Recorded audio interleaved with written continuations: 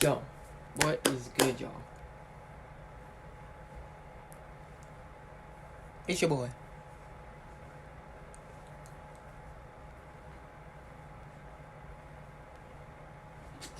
J-Vax.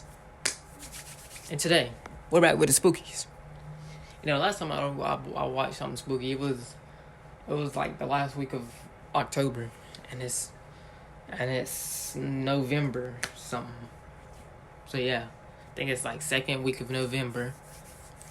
So yeah, we're gonna be reacting to Nukes top 5. You know, the best scary top 5 channels. And this one is called 5 creepiest Google Earth images. Okay. We're gonna really see if they scary. Before we start, make sure you always like, comment, subscribe, turn on the bell notifications, bro, and tell me what you react to next. And bro, I'll see y'all in, I'll see y'all in the next video. Let's get right into this video. Are y'all ready?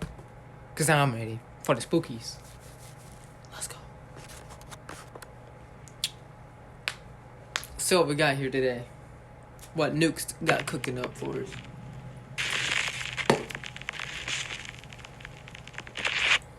Five creepiest Google Earth images. Ghosts on Google. Ghost on The Google. Stuart Hotel in Liverpool, England is said to have been the site of paranormal sightings and events for over 100 years, including unexplained rattling, rumbling, and knocks on the walls. Okay. But the Google Street View car caught something truly frightening when it passed by the haunted pub. A casual observer on Google Maps happened to notice something peeking out of an upstairs window. Oh heck to the no. But actually, that could be mannequins, bro. But how sick can you be to go into an abandoned place? Like no one's been in there for years on end, and place a mannequin up there. And even the mannequins can be scary, bro. But not me. Still. Y'all remember that mannequin? I think we reacted to a mannequin thing back in the spooky short films of October. I think. Now, is this some strange ghastly ghoul, or did the Stuart Hotel owners somehow know that the Google streetcar was coming by and simply fake the whole thing? You decide and let me know what you think down in the comments. Probably. I didn't even know they had a certain car for that. But probably. Or it could be a mannequin. But why the mannequin be in a spook? It had to be somebody making pulling a joke on Google Maps. Kidnapping. Now, when this next Google Maps image surfaced in 2012, many observers on the internet believed that the image showed a woman being kidnapped from her home in Sao Paulo, Brazil. In the photo, it looks like she's about to be stuffed into the open trunk of a waiting car. Bruh. What is the odds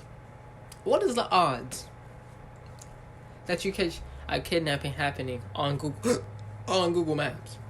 Like, how does that even work? I don't know, man.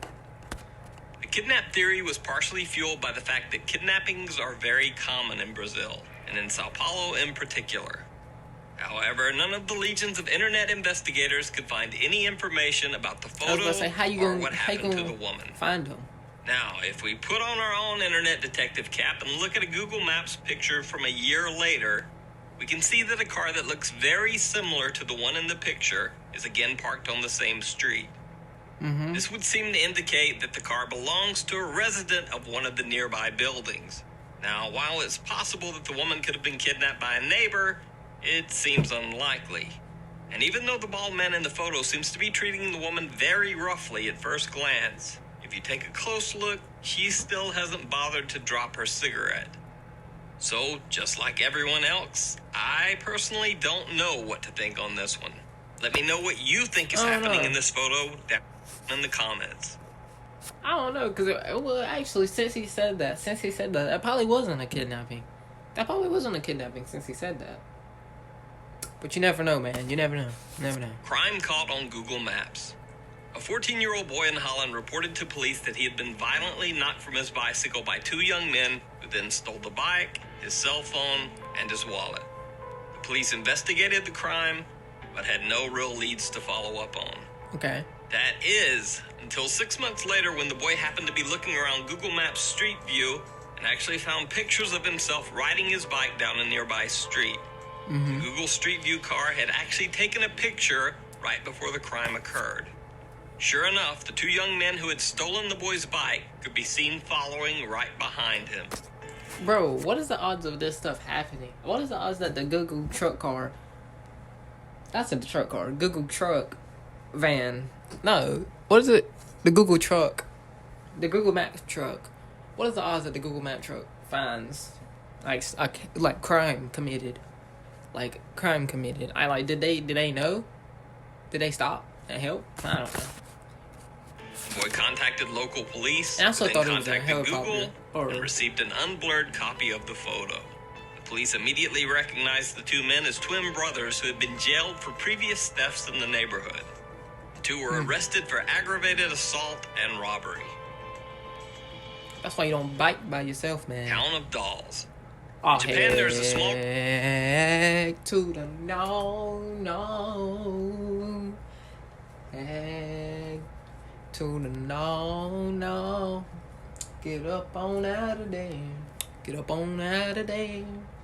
Get up on out of there. Why would you even go there? Why is that even a place? Why would you even go there? Who would want to go to a doll-based town where all you see is dolls? Not me. Not this blood man. Remote village named Nagoro that is populated almost entirely by dolls.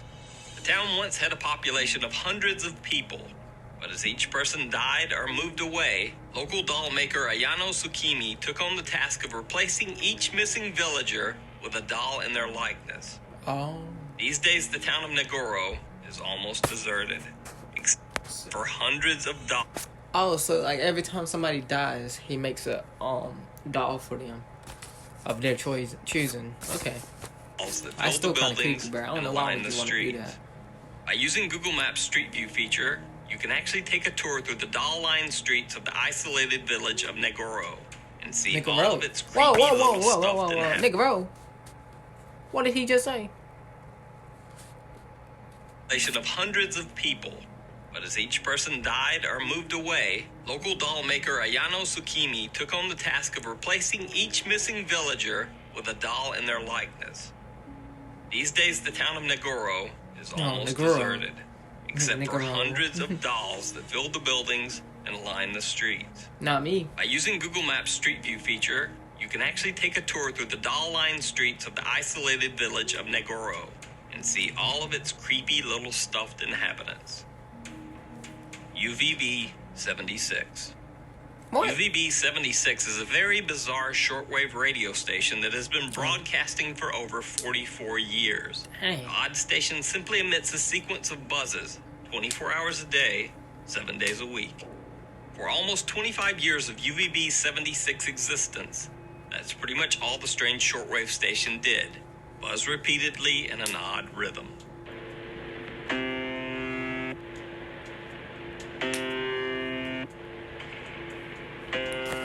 So you tell me it done that over and over and over and over again for 25 years, bro? That, How did the batteries not run out? Then in 1997, someone suddenly spoke.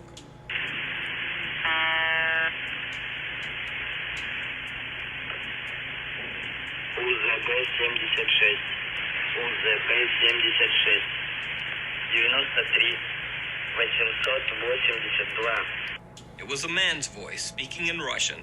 He repeated a strange series of names and numbers that no one could decipher. Were the names and numbers a test signal? Were they code? Or something more sinister? After the brief creepy voice message, the UVB-76 station went quiet. Then it returned to its repeating series of peculiar buzzes. However, now shortwave radio enthusiasts and investigators were able to triangulate the signal's location. Oh, I was about to say, why don't they go to it and freaking turn it off or break it? but they don't know In where later it's at. years, the UVB-76 signal was traced down to a location on Google Maps. It was coming from a small communications building in a remote area in Russia. Over the next 20 years, UVB-76 continued to broadcast its strange patterns of buzzes 24 hours a day, 7 days a week, 365 days a year. On rare occasions, the buzzes would be interrupted by the mysterious Russian, always repeating a series of seemingly random names and numbers. To this day, over 44 years later, UVB-76 still broadcasts on shortwave radio. Although there have been many wild theories, no one has ever been able to figure out the purpose or meaning of the UVB-76 broadcast. Bro, I don't know. My thing is, why don't they get somebody up there, or get somebody over there, and to turn it off or to unplug it? Like, why keep it up there? And like, how? My question is, how is the battery still going in it? Or did it not have batteries? Or electricity? Because if it ran on electricity, how did the electricity keep going? I don't know, man. But what I do know is that thank you for watching this video. If you did like it, please like, comment, and subscribe. Turn on about notifications, bro. And if you did have a creepy Google Earth encounter, bro, tell me in the comment section down below. Tell me what I should react to next down below. And yeah, I'll see you on the next video. Peace.